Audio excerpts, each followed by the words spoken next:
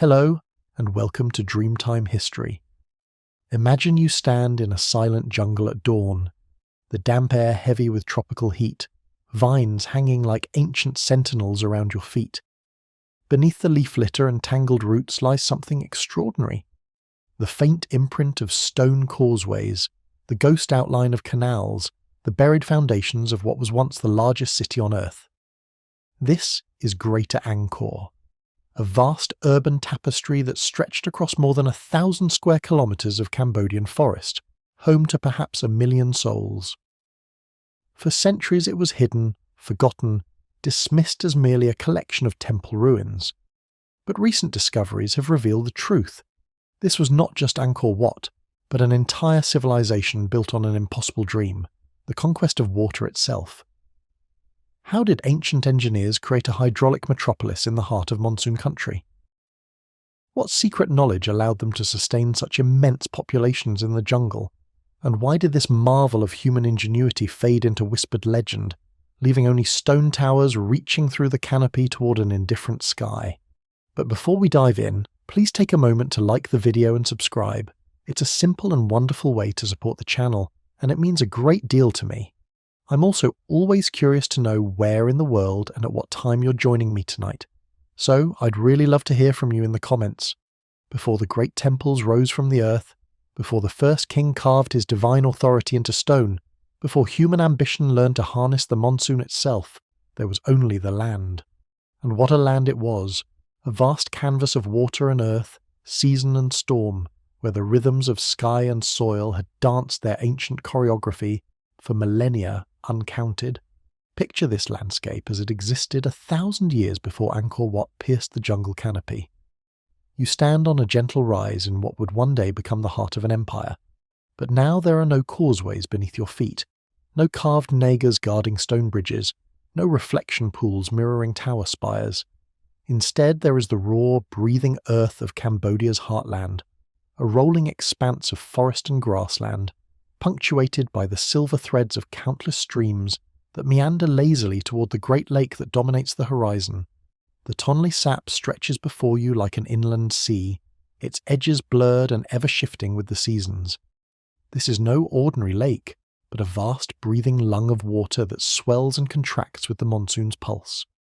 During the dry months, it shrinks to perhaps 3,000 square kilometres of muddy shallows, its retreating waters leaving behind rich alluvial plains that gleam with nutrients. But when the southwest monsoon arrives, bringing its cargo of clouds from the distant Indian Ocean, the lake transforms into something magnificent and terrible. A flooded wilderness covering 15,000 square kilometres, its waters backing up through the tributaries and spreading across the lowlands in sheets of brown silk. You can hear the monsoon coming long before you see it. First, there is a change in the air itself, a heaviness, a pressure that seems to press against your temples and make the leaves hang motionless in the still heat. The birds grow quiet. The insects pause their endless chorus. Even the wind holds its breath. Then, somewhere beyond the southern horizon, thunder begins to mutter like the voices of sleeping giants. When the rains finally arrive, they come not as gentle showers, but as vertical rivers cascading from a pewter sky.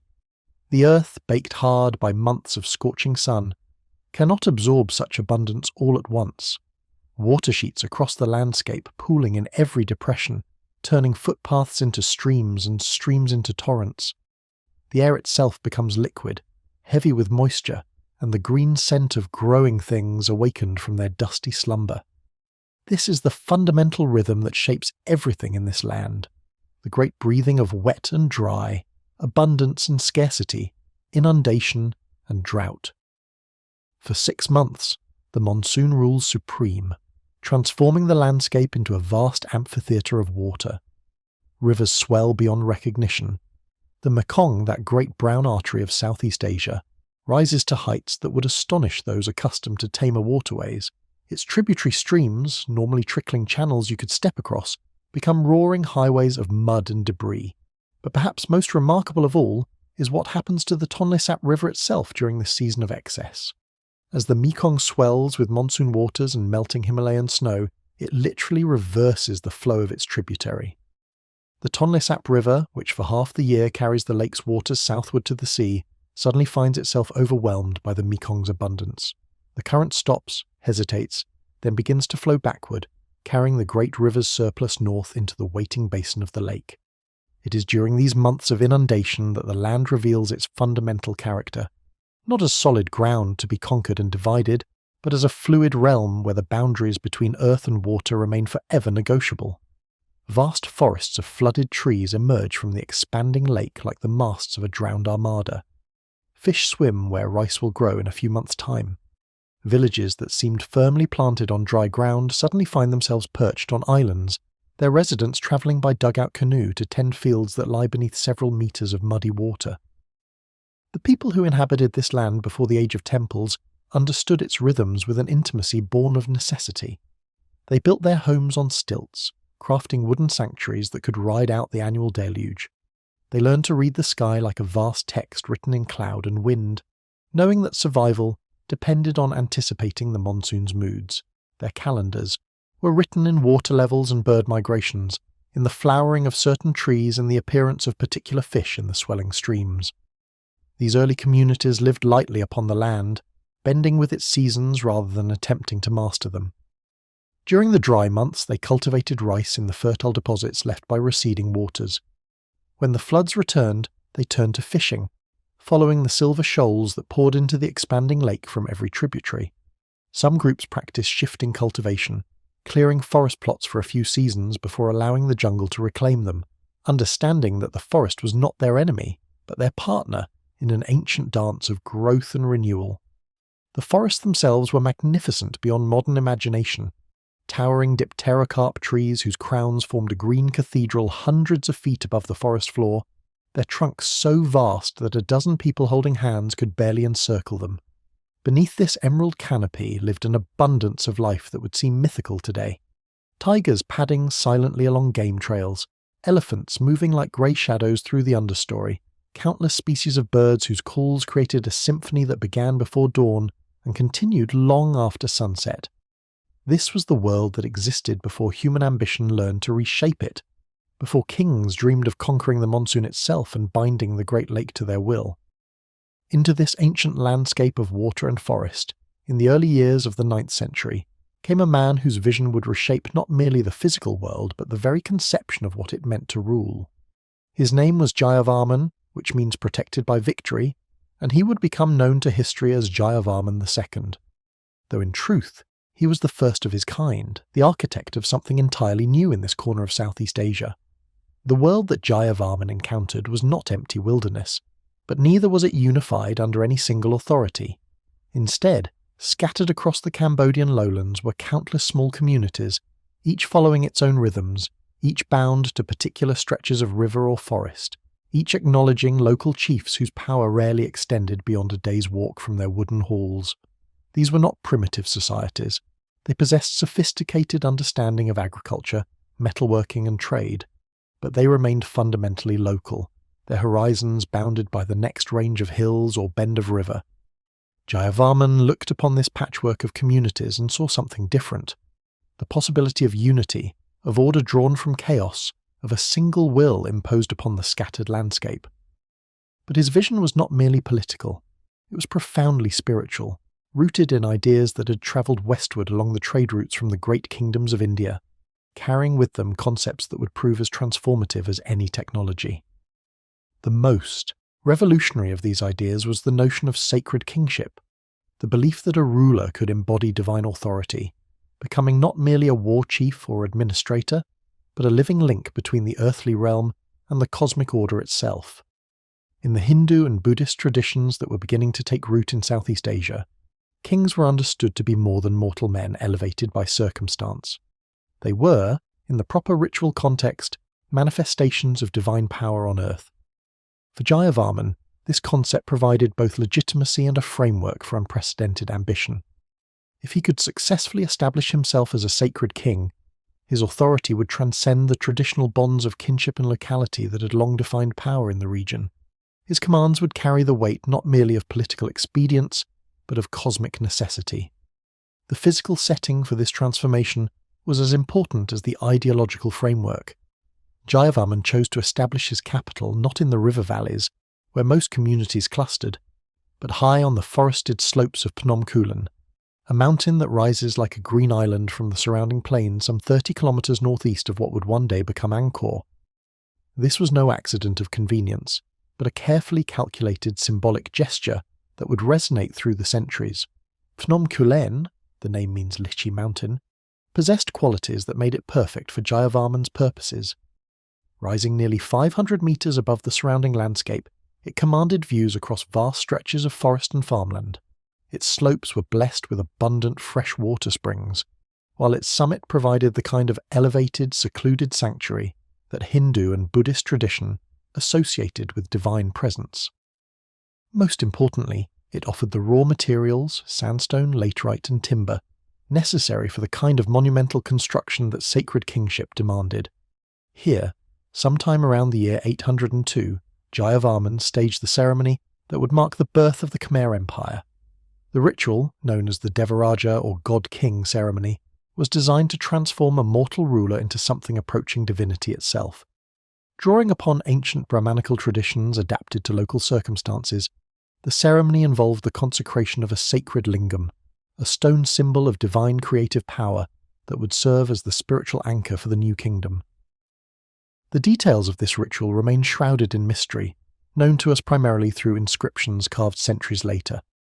But we can imagine the scene: priests chanting in Sanskrit while incense smoke drifted through the forest air, the new king standing before assembled chiefs and holy men, water from sacred springs being poured over carved stone while mantras older than memory echoed among the trees. It was a moment that would echo through the centuries, establishing patterns of authority and legitimacy that would endure long after Jayavarman himself had returned to dust. But sacred kingship was more than ceremony and symbol. It required visible manifestation in the physical world, and this is where Jayavarman revealed his true genius. Understanding that divine authority must be anchored in earthly works, he began the construction of Mahendra Parvata, a temple city that would serve as both capital and cosmic diagram, mapping the sacred geography of Hindu cosmology onto the actual landscape of the Kulen Hills. The name Mahendra Parvata means Great Mountain of Indra, invoking the king of the gods in Hindu mythology. Like many of the temple cities that would follow, it was conceived as a microcosm of the divine realm, with temples representing mountains, reservoirs symbolizing oceans, and carefully planned urban spaces reflecting the ordered structure of the cosmos itself. Here was the first great experiment in what would become the defining characteristic of Khmer civilization, the attempt to inscribe religious and political authority directly onto the landscape through monumental architecture and hydraulic engineering. The inscriptions that have survived from this period reveal the ambition behind the project. Jayavarman was not content simply to rule over the existing patchwork of local communities. Instead, he sought to create an entirely new form of political organization, one that would bind distant populations to his authority through a combination of spiritual awe, administrative efficiency, and control over the resources that made civilized life possible. Central to this vision was the understanding that water was power. The monsoon's annual cycle of abundance and scarcity affected every aspect of life in the region, and whoever could successfully manage that cycle would command the loyalty of populations dependent on predictable agriculture. Even in these early days, Jayavarman and his engineers were beginning to experiment with the techniques that would eventually allow their successors to build the greatest hydraulic civilization in Southeast Asian history. In those first decades after Jayavarman's sacred coronation, something remarkable began to happen in the landscape surrounding the new temple cities. Where once water had flowed according to patterns established over millennia, following the ancient grooves carved by countless monsoons, now human hands began to guide its course. It started small, almost imperceptibly, but it marked the beginning of one of the most audacious engineering projects in human history. The early Khmer rulers understood what many civilizations have learned too late, that in a land governed by the extremes of flood and drought, whoever controls water controls life itself. But their approach was neither sudden nor dramatic. Instead, it began with careful observation, patient experimentation, and a profound respect for the forces they sought to harness. Picture yourself standing beside one of the first modest canals, perhaps no wider than a man could leap across, as workers knee-deep in brown water use bamboo baskets to scoop mud from its bottom. The work is methodical, almost meditative in its rhythm. Each basket of silt is carried to the growing embankment that will eventually guide the water exactly where human will intends it to go. This is not the grand hydraulic engineering of later centuries, but something more tentative, more exploratory.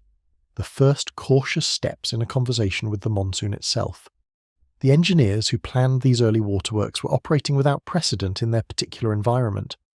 While they could draw upon Indian traditions of temple construction and urban planning, the specific challenges of managing water in the Cambodian lowlands required innovative solutions.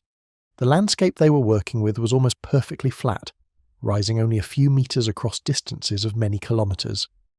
This meant that even slight modifications to drainage patterns could redirect water across vast areas, but it also meant that miscalculations could lead to disastrous flooding, or, worse still, the complete draining of carefully cultivated fields.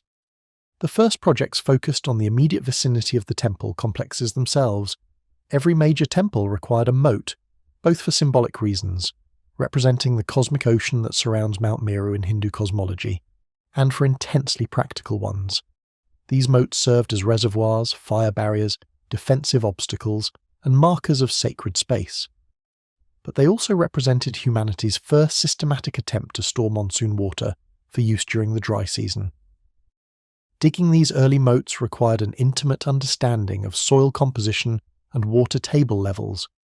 The workers, many of them farmers conscripted during the agricultural off-season, quickly learned to read the subtle variations in clay, sand, and laterite that would determine whether their excavated basins would hold water or simply drain away into the earth.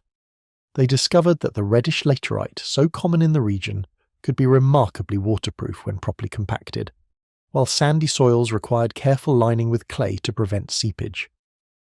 As these modest reservoirs proved successful, ambition grew. Natural streams were diverted to feed artificial channels, their courses straightened and their banks reinforced with carefully fitted stones.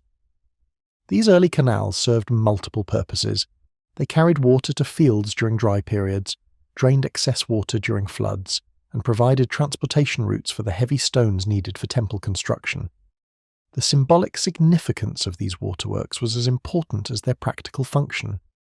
In Hindu cosmology, water was not merely a resource to be exploited, but a sacred element connected to the divine order of the universe.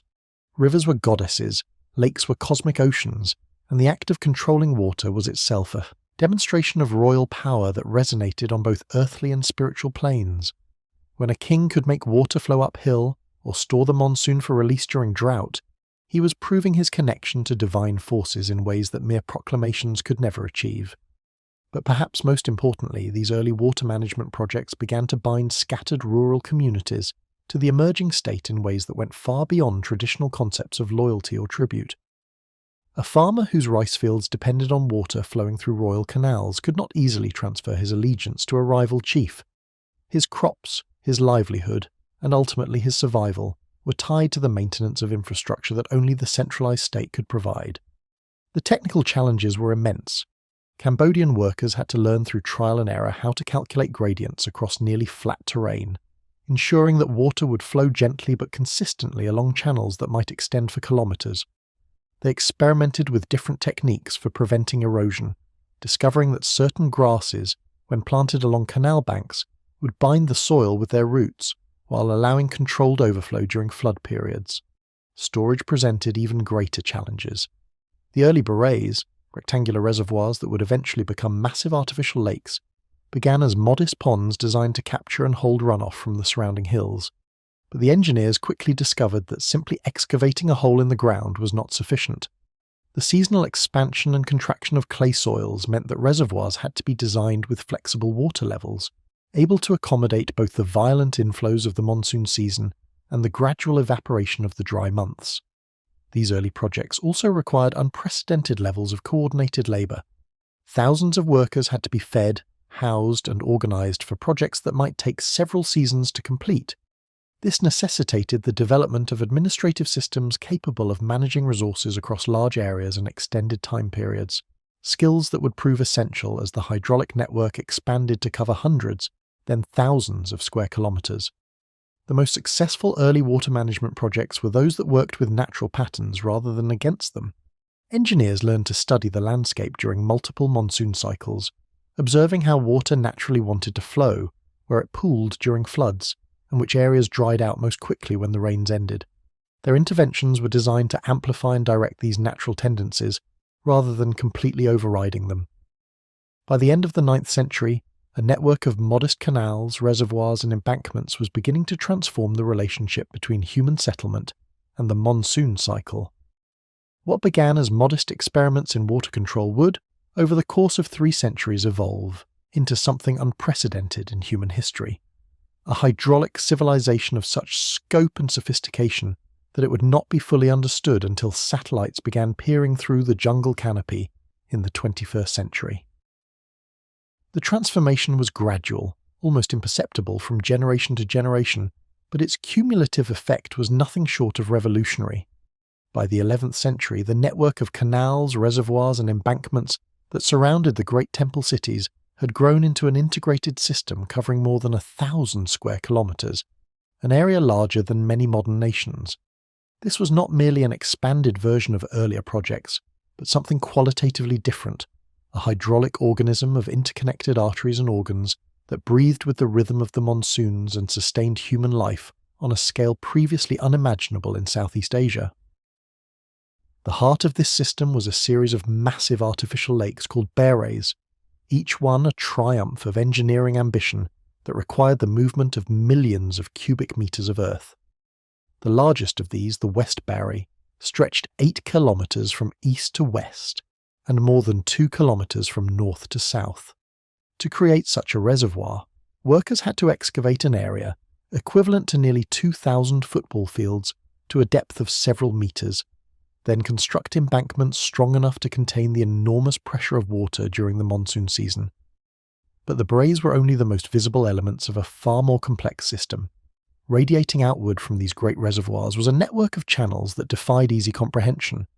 Primary canals, wide enough for large boats and deep enough to maintain flow, even during dry seasons, carried water across distances that would challenge modern engineers. These main arteries then subdivided into secondary channels, which in turn fed countless smaller waterways that brought life-giving water to individual fields and neighborhoods. The precision required for such a system was extraordinary. In a landscape where elevation changes were measured in mere meters across distances of many kilometers, the engineers had to calculate gradients with almost mathematical perfection. Too steep, and the channels would erode themselves into useless gullies during the monsoon floods.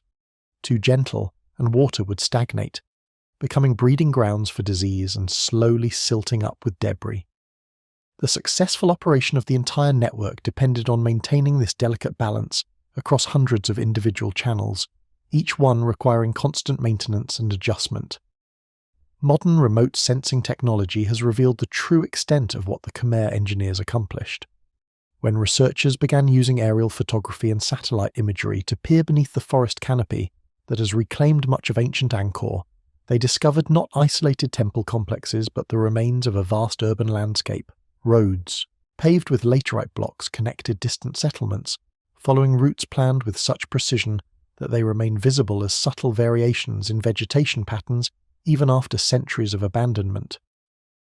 The agricultural infrastructure that supported this hydraulic city was equally impressive.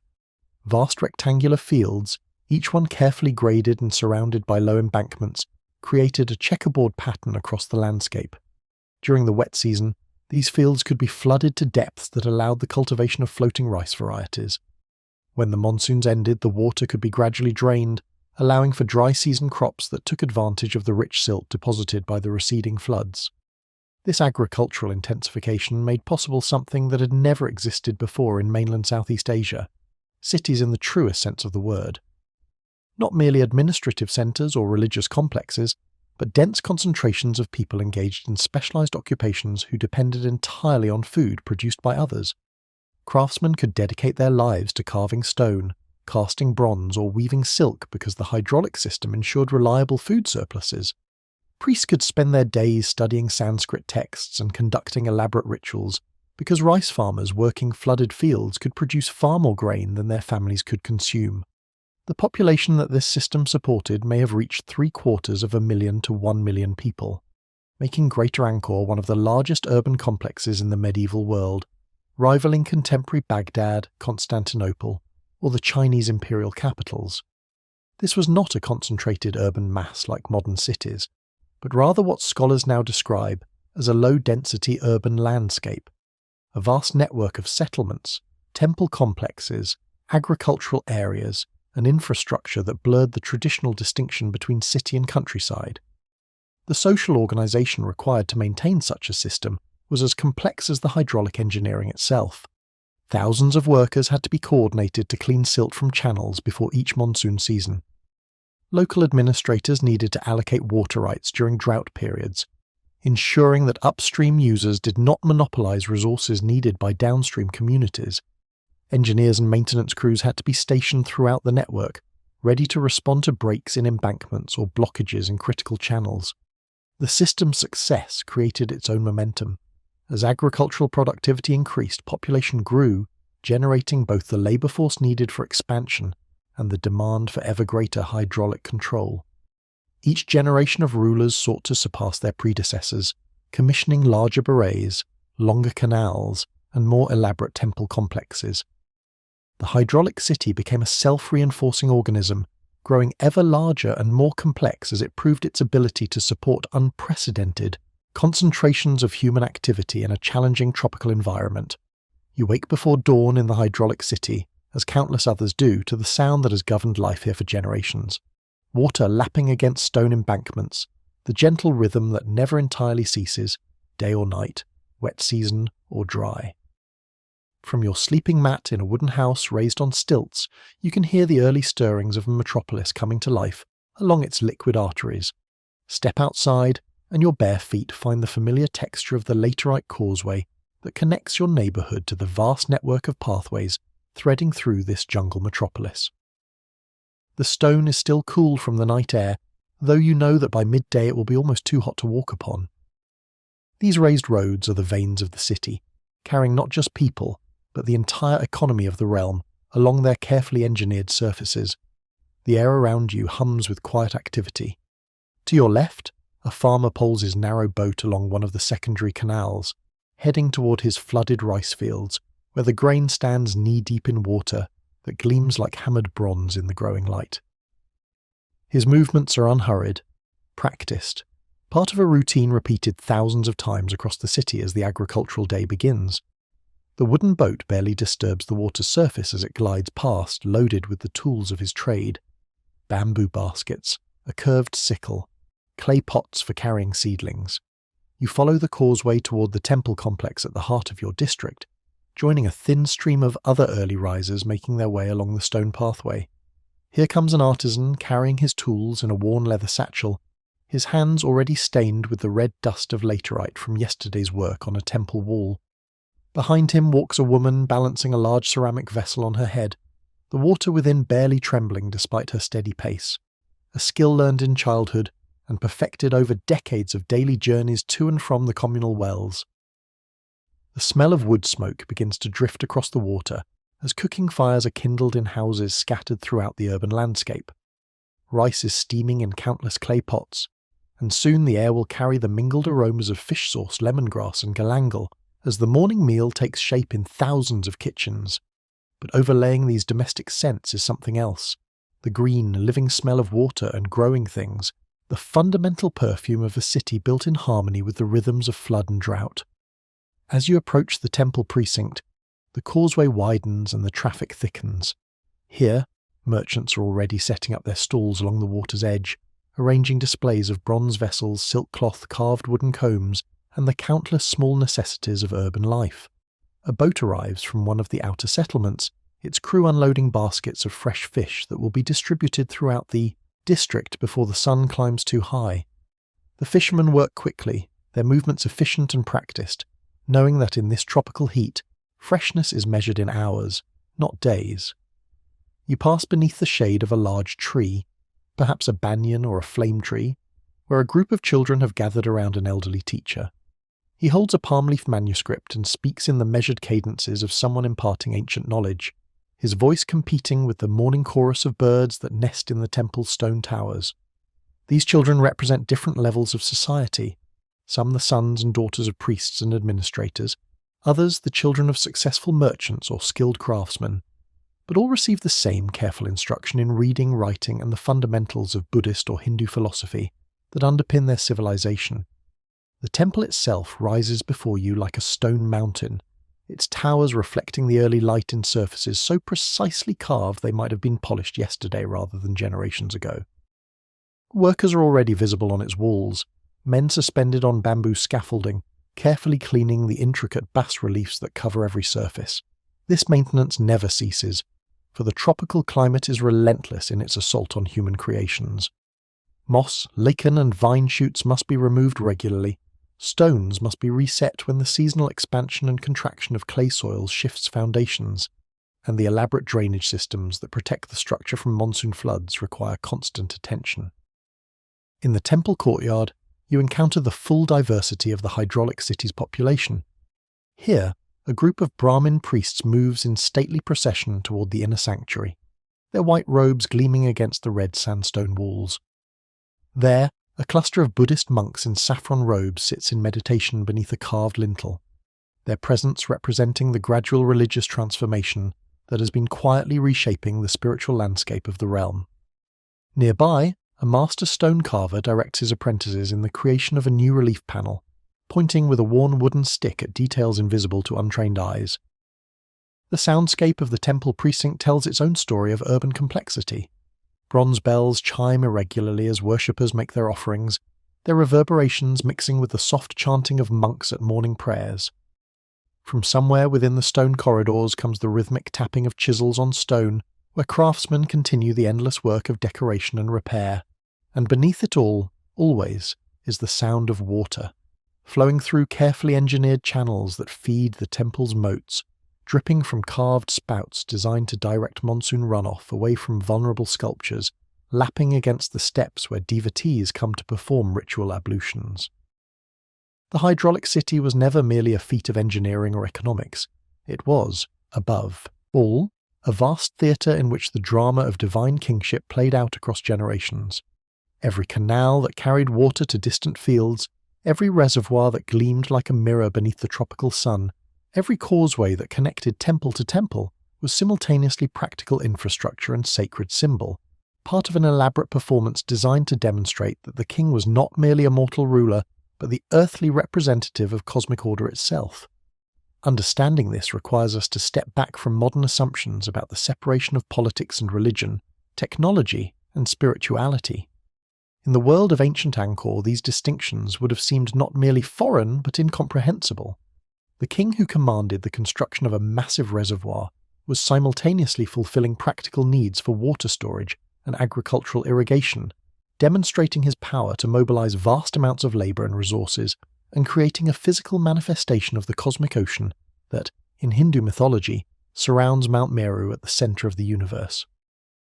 The temple mountains that rose from the centers of these great berets were perhaps the most sophisticated expression of this fusion of practical and symbolic power.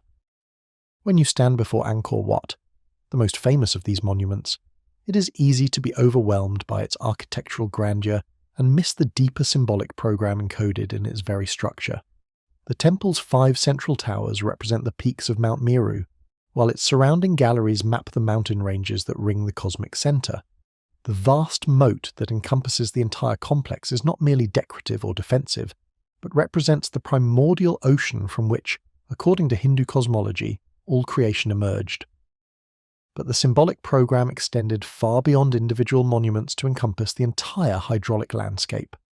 The Great West Beret, stretching for 8 kilometers across the heart of the royal capital, was not simply a reservoir, but a terrestrial ocean, its carefully engineered embankment standing in for the cosmic serpent that supports the world. When the king presided over ceremonies at its center, he was quite literally positioning himself at the axis of the universe, the point where earthly power connected with divine authority. These ceremonies were elaborate affairs that could last for days, involving hundreds of participants and drawing audiences from across the realm. Royal barges, their prows carved into the shapes of mythical creatures, would carry the king and his court across the sacred waters, while priests chanted mantras and musicians played instruments whose sounds were believed to resonate with the harmonies of the cosmos itself. The king, dressed in robes that sparkled with gold thread and precious stones, would perform rituals that had been passed down through generations of sacred texts, each gesture precisely choreographed to maintain the delicate balance between human will and divine order. The inscriptions that survive from this period reveal the sophisticated theological framework that justified such displays. Kings were described not merely as powerful rulers, but as manifestations of various Hindu deities, sometimes Vishnu the Preserver, sometimes Shiva the Transformer, sometimes Indra the King of the Gods. Their control over water was portrayed as evidence of their divine nature. Their ability to command the monsoon a sign that they possessed supernatural powers that ordinary mortals could never hope to achieve. But this theological system was not static. Over the course of several centuries, a profound transformation began to reshape the religious landscape of the Khmer realm. Buddhism, which had coexisted with Hindu practices for generations, began to assume greater prominence, particularly the Theravada tradition that emphasized individual salvation through meditation and moral conduct, rather than elaborate ritual performances centered on royal authority. This shift had profound implications for the relationship between water, power, and legitimacy. While Hindu kingship had placed the ruler at the cosmic center, literally and figuratively, Buddhist teachings emphasized the impermanence of all earthly authority. Kings remained important figures, but their legitimacy increasingly rested on their role as protectors of the Buddhist community rather than as divine beings in their own right. The great water festivals continued, but their meaning began to evolve, focusing more on the merit earned through generous public works than on the supernatural powers of individual rulers. You can trace this transformation in the later temple inscriptions, which speak less of kings as gods and more of rulers as devoted servants of the Buddha. The hydraulic infrastructure continued to expand and develop, but new projects were increasingly justified in terms of the merit they would generate for donors, rather than the cosmic authority they demonstrated. Hospitals and rest houses for travellers began to appear alongside temple complexes, reflecting Buddhist emphasis on compassionate action in the world. This religious evolution coincided with, and perhaps contributed to, subtle changes in the political structure of the kingdom. The divine kingship that had emerged in the 9th century had concentrated enormous power in the hands of individual rulers, making the state's stability dependent on the personal authority of each king. As Buddhist ideas took deeper root, power began to be distributed more broadly among religious institutions, regional governors, and wealthy merchant families who earned influence through their generous patronage of temples and public works.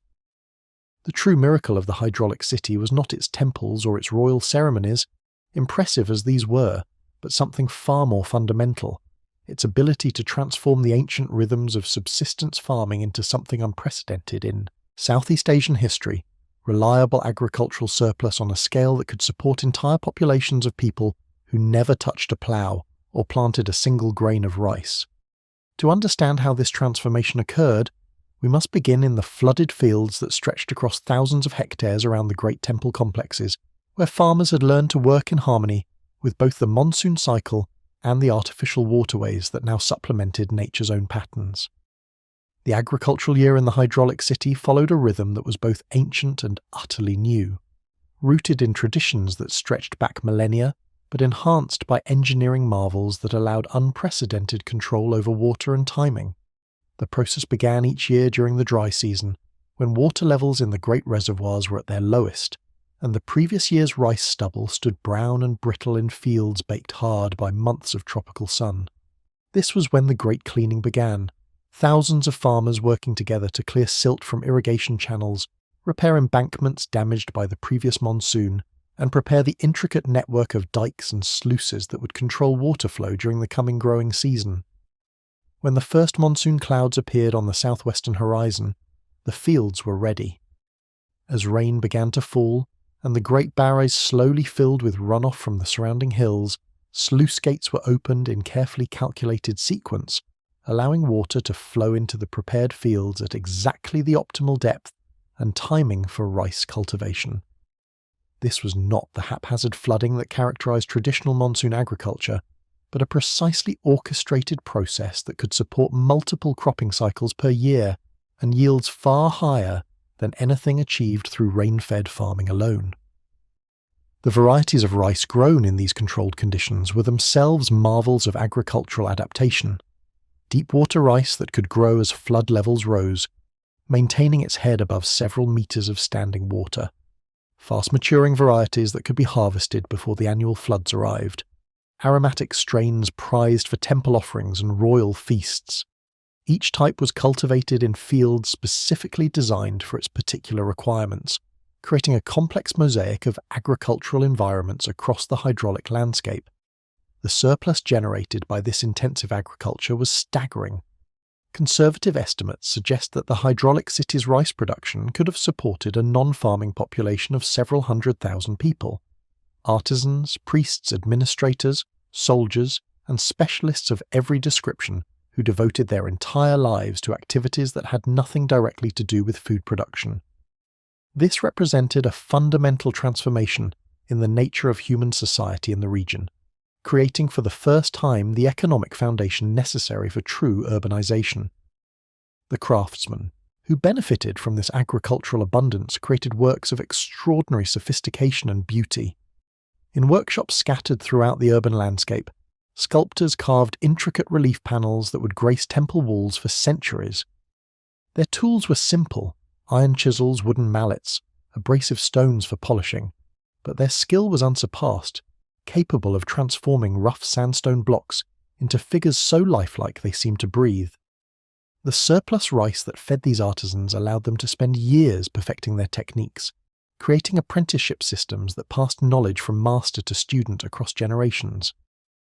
Metalworkers developed equally impressive skills, casting bronze sculptures using the lost wax technique and creating implements that combined functional excellence with aesthetic refinement.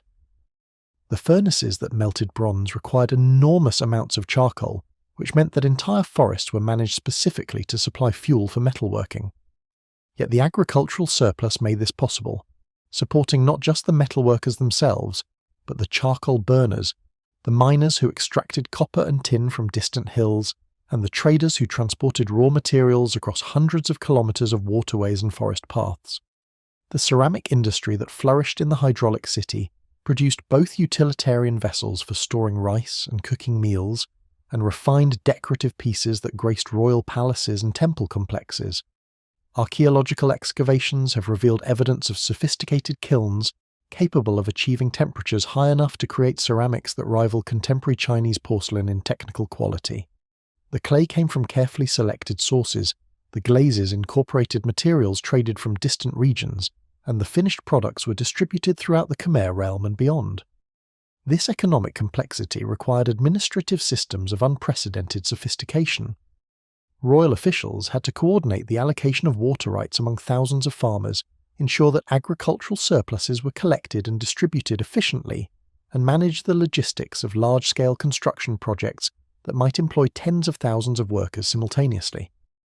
The inscriptions that survive from this period reveal a bureaucracy organized around detailed knowledge of local conditions, which fields produced the highest yields, which artisans possessed particular skills, which trade routes were most reliable during different seasons.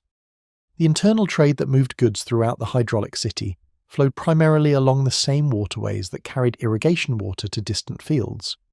Narrow boats laden with rice, fish, vegetables, and manufactured goods travelled constantly along the network of canals, their passage regulated by a system of taxes and tolls that provided revenue for temple construction and infrastructure maintenance. Markets emerged at merged, strategic points where multiple waterways converged, becoming focal points for communities that might be scattered across several square kilometres of low-density urban landscape. Beyond the practical marvels of hydraulic engineering and agricultural surplus lay something even more extraordinary, a flowering of artistic and intellectual achievement that transformed the Cambodian landscape into one of the world's greatest galleries of stone sculpture and architectural innovation. The temples that rose from the heart of the hydraulic city were not merely religious buildings or symbols of royal power, but repositories of knowledge, creativity, and human aspiration carved into permanence with a skill that has rarely been equalled in any civilization. The stone itself tells the first part of this story. Deep in the Kulin Hills, quarrymen worked in conditions that would challenge modern equipment, cutting massive blocks of sandstone from cliffsides using nothing more sophisticated than iron wedges, wooden levers, and an intimate understanding of how stone fractures along its natural grain.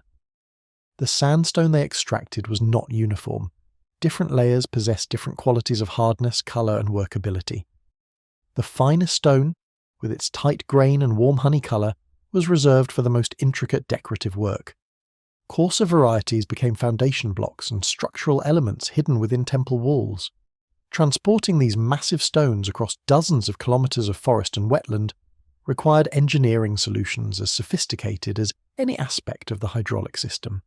Teams of workers constructed temporary causeways and reinforced existing waterways to bear the weight of blocks that might weigh several tons each.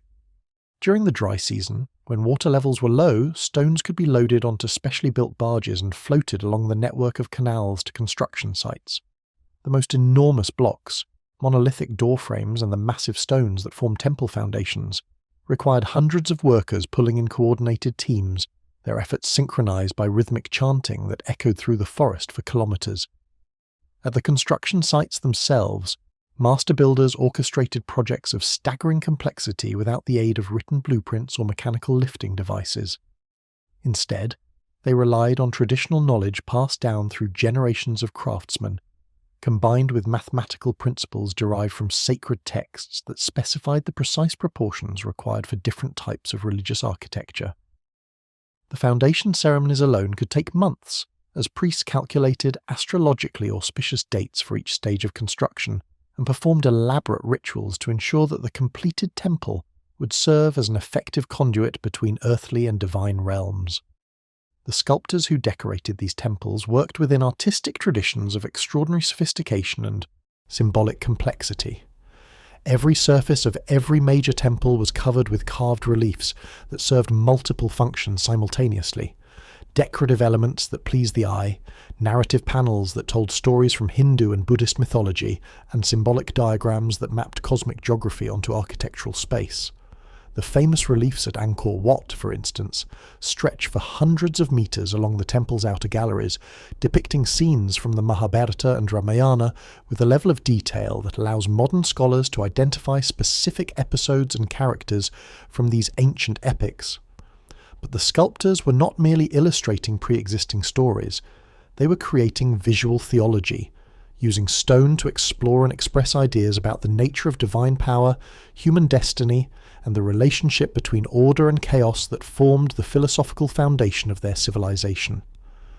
The famous scene of the churning of the ocean of milk carved on Angkor Wat's eastern gallery presents a cosmological drama in which gods and demons cooperate to extract the elixir of immortality from the primordial ocean, a myth that resonated with particular power in a civilization that had built its prosperity on the successful management of water. The technical skill required for such work developed through apprenticeship systems that could span decades. Young sculptors began by learning to prepare stone surfaces, grinding them smooth with abrasive stones and water until they achieved the mirror-like finish that was essential for detailed carving. They progressed through stages of increasing complexity, first cutting simple geometric patterns, then stylized floral motifs, then human figures in standardized poses, and finally, if they possessed exceptional talent, the complex narrative scenes that required not just technical skill, but deep knowledge of religious iconography and mythological tradition. The temples themselves served as more than venues for religious ceremony. They were centers of learning that preserved and transmitted knowledge across generations. Within their stone galleries, scholars worked with palm leaf manuscripts, copying ancient texts, composing new works of poetry and philosophy, and maintaining the astronomical records that were essential for calculating festival dates and agricultural timing. The libraries that these temples housed contained works in Sanskrit, Khmer, and Pali, representing centuries of accumulated wisdom in fields ranging from medicine and mathematics to literature and religious philosophy. The role of temple complexes as educational institutions cannot be overstated. Young men from wealthy families throughout the realm came to study at major temples, learning not just religious doctrine, but the practical skills of literacy, numeracy, and administration that would prepare them for careers in the royal bureaucracy or the temple hierarchy itself.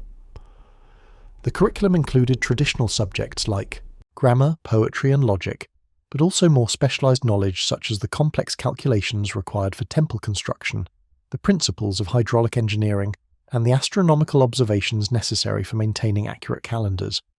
By the 12th century, what had begun as modest experiments in water control and temple building had evolved into something that defied easy categorization, neither purely urban nor rural, neither entirely artificial nor natural, but rather a vast living organism that breathed with the rhythms of monsoon and harvest, ritual calendar and royal ceremony, encompassing more than 1,000 square kilometers of intricately managed landscape that supported perhaps close to 1 million human beings. To comprehend the full scope of Greater Angkor at its zenith, you must abandon modern concepts of cities as concentrated masses of buildings separated from agricultural countryside by clear boundaries. Instead, imagine standing at dawn on the highest tower of Angkor Wat and gazing out across a landscape that stretches to every horizon, where the distinction between urban and rural dissolves into something entirely new. A continuous tapestry of temples and rice fields, canals and causeways, villages and workshops, all woven together by waterways that carry not just irrigation water, but the lifeblood of an entire civilization. From your vantage point high above the forest canopy, the true scale of human achievement becomes visible in ways that would remain hidden for centuries until satellites could peer through the jungle from space. The great temple complexes that dominate the landscape are revealed as merely the stone cores of much larger settlement clusters, each one surrounded by concentric rings of lesser temples, residential areas, and agricultural fields that extend outward like ripples in a pond. The Westbury gleams like a mirror in the morning light, but now you can see how it connects to dozens of smaller reservoirs, each one feeding networks of channels that carry water to distant corners of the realm. The roads that connect these settlements follow alignments so precise they seem to have been drawn with a ruler across the landscape, their laterite surfaces raised above flood level and engineered to withstand the annual assault of monsoon rains. Along these causeways, a constant stream of traffic moves in both directions, merchants transporting goods between distant markets, pilgrims travelling to participate in temple festivals, officials carrying royal commands to provincial administrators, students journeying to study at famous temple schools, and countless others whose individual purposes contribute to the great circulation of people, goods, and ideas that keeps the hydraulic city alive. But perhaps most remarkable of all is the agricultural landscape that fills the spaces between temples and towns. Not the random patchwork of fields that characterizes most rural areas, but a carefully planned geometric pattern of rectangular plots, each one precisely graded and surrounded by low embankments that allow water levels to be controlled with extraordinary precision. During the wet season, these fields transform into a vast mirror that reflects the sky, broken only by the green lines of rice plants growing in perfect rows and the occasional wooden house on stilts that seems to float like a boat on the flooded plain. The synchronization required to make this enormous system function smoothly was achieved through a combination of central planning and local adaptation that represented one of humanity's most sophisticated experiments in environmental management. The Great Reservoir System operated on cycles that encompassed multiple years. Water stored during abundant monsoons could be released during drought years, while careful management of sedimentation ensured that storage capacity was maintained across decades. But within this broad framework, thousands of local decisions had to be made each season about when to open sluice gates, how to allocate water between competing users, and how to coordinate planting schedules across vast areas to maximize overall productivity. The religious calendar that governed temple festivals and royal ceremonies was intimately connected to these practical rhythms of agricultural and hydraulic management. The Great Water Festival that celebrated the reversal of the Tonle Sap River coincided with the peak of the monsoon season, when reservoir levels were at their highest and the successful management of floodwaters was most critical. Harvest festivals marked not just the completion of agricultural cycles, but the generation of surpluses that would support temple construction and royal projects during the coming year. The population that this system supported was distributed across the landscape in patterns that reflected both practical necessities and cosmological principles. Dense settlements clustered around major temple complexes, where artisans, priests, administrators, and traders created urban communities that rivaled contemporary cities anywhere in the world. but the majority of the population lived in smaller villages scattered throughout the agricultural areas, their wooden houses raised on stilts above flood level, their daily lives intimately connected to the rhythms of rice cultivation and water management. The social networks that bound these scattered communities together were as complex as the physical infrastructure. Kinship ties connected families across hundreds of kilometers, creating networks of mutual obligation and support that could mobilize resources for major projects or provide assistance during times of local crisis. Religious pilgrimage routes created regular occasions for people from distant areas to gather at major temples, facilitating the exchange of ideas, goods, and marriage partners that prevented local communities from becoming isolated. The royal administration maintained officials in settlements throughout the realm, creating communication networks that could coordinate responses to military threats, natural disasters, or major construction projects.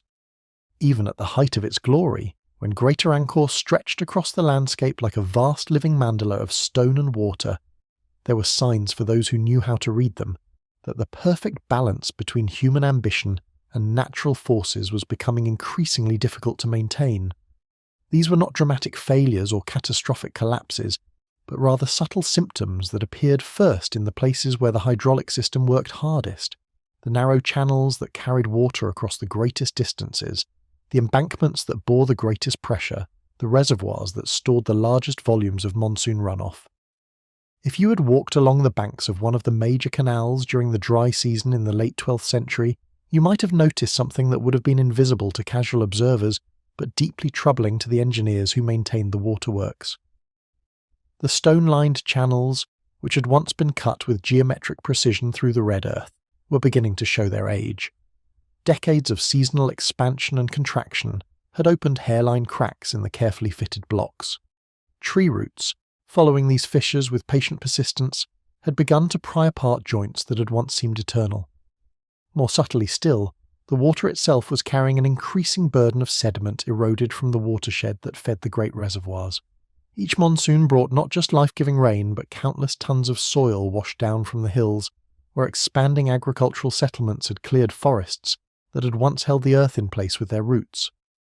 This sediment, invisible as individual particles but devastating in its cumulative effect, settled gradually in the quieter waters of the storage basins, slowly reducing their capacity and requiring ever more frequent dredging to maintain their function. The maintenance schedules that had once seemed manageable when the hydraulic system was smaller and simpler were becoming increasingly demanding as the network expanded to its ultimate extent. Thousands of kilometers of channels required annual cleaning, their banks rebuilt, their stone linings repaired. Hundreds of sluice gates needed constant attention to prevent the tropical climate from rotting their wooden mechanisms or corroding their bronze fittings. The great embankments that contained the major reservoirs demanded continuous monitoring for signs of seepage, settlement, or erosion that could lead to catastrophic failures.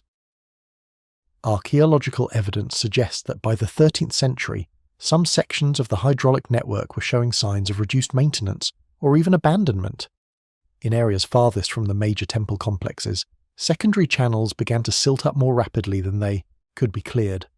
Some smaller reservoirs that had once been kept meticulously clean started to fill with sediment and aquatic vegetation, their storage capacity diminishing year by year until they became little more than seasonal swamps.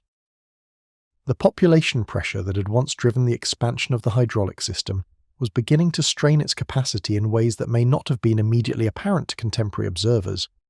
Agricultural intensification had reached the point where virtually every suitable piece of land within the Greater Angkor region was under cultivation. Further expansion would require clearing forests on steeper slopes, where soil erosion would be more severe, or draining wetlands that served important ecological functions in the natural flood control system. The very success of the hydraulic city created challenges that were inherently difficult to address within its existing institutional framework. The specialized knowledge required to design and maintain the waterworks was concentrated among a relatively small number of master engineers, whose expertise had been developed over generations of gradual system expansion. But as the network grew more complex and interconnected, the consequences of local failures became increasingly difficult to predict or contain. A breach in one embankment could trigger flooding that damaged channels and reservoirs across vast areas, creating cascading problems that tested the limits of even the most experienced administrators. Evidence from this period suggests that some of the most ambitious projects undertaken during Angkor's golden age may have pushed the hydraulic system beyond its optimal operating parameters. The massive West Baray, magnificent as it was as an expression of royal power and engineering skill, required enormous quantities of water to fill properly during each monsoon season, water that had to be diverted from other parts of the network. During years when rainfall was below average, the competing demands of this giant reservoir and the agricultural fields that depended on the same water sources may have created shortages that forced difficult choices about resource allocation. The gradual deforestation of the watershed that fed the hydraulic system accelerated the natural processes of erosion and sedimentation that had always challenged water management in the region. As more forest was cleared for agriculture, fuel, and building materials, the landscape's ability to retain soil and regulate water flow was compromised. Rivers that had once run clear during the dry season became muddy year-round, carrying sediment loads that settled in channels and reservoirs faster than maintenance crews could remove them. These environmental stresses were compounded by social and economic pressures that made the hydraulic system increasingly expensive to operate. The labour required for maintenance had to be diverted from other productive activities, creating opportunity costs that may have become significant as population growth slowed and agricultural productivity reached its natural limits. The royal revenues that funded major maintenance projects depended ultimately on agricultural surpluses that were becoming more difficult to sustain as environmental conditions deteriorated. While the hydraulic infrastructure of Greater Angkor was beginning to show subtle signs of strain, an even more profound transformation was quietly reshaping the spiritual and political landscape of the Khmer realm. This change moved not with the dramatic suddenness of military conquest or natural disaster, but with the gentle persistence of shifting seasons, as ideas and practices that had once existed at the margins of society gradually moved toward its centre, altering the very foundations upon which the hydraulic city had been built. For centuries, the legitimacy of Khmer kings had rested upon their role as living manifestations of Hindu deities, their authority validated through elaborate ceremonies that positioned them at the cosmic centre of an ordered universe. The great temple complexes with their soaring towers representing the peaks of Mount Mera and their vast moats, symbolizing the primordial ocean, were not merely impressive architecture, but essential infrastructure for this system of sacred kingship. When a ruler commanded the construction of a new temple or the expansion of the hydraulic network, he was demonstrating his divine nature through deeds that only gods could accomplish. But beginning in the 13th century, this carefully constructed theological framework began to encounter ideas that challenged its fundamental assumptions. Theravada Buddhism, which had long coexisted peacefully with Hindu practices throughout the region, began to attract increasing numbers of adherents among both common people and members of the royal court. Unlike the elaborate ritual systems that supported Hindu kingship, Theravada Buddhism emphasized the importance of individual spiritual development through meditation, moral conduct, and the accumulation of merit through generous acts. The appeal of these Buddhist teachings was not difficult to understand in the context of a society that had grown increasingly complex and hierarchical over the centuries. While Hindu cosmology offered magnificent visions of divine order reflected in earthly kingdoms, Theravada Buddhism spoke to more immediate concerns about suffering, impermanence, and the possibility of liberation through one's own efforts rather than dependence on royal intercession with the gods. For farmers struggling with the demands of intensive agriculture, artisans bound to hereditary occupations, and administrators caught between competing demands from above and below, the Buddhist promise that spiritual progress was available to anyone willing to follow the proper path offered a different kind of hope. The gradual spread of Buddhist ideas had profound implications for the relationship between rulers and subjects that had sustained the hydraulic city for centuries. Where Hindu kingship had placed the monarch at the centre of a cosmic drama in which his subjects played supporting roles, Buddhist political theory emphasized the king's responsibility as a protector and patron of the religious community. Royal legitimacy came not from divine incarnation, but from the merit earned through virtuous actions, particularly generous support for monks, temples, and public works that benefited the broader population.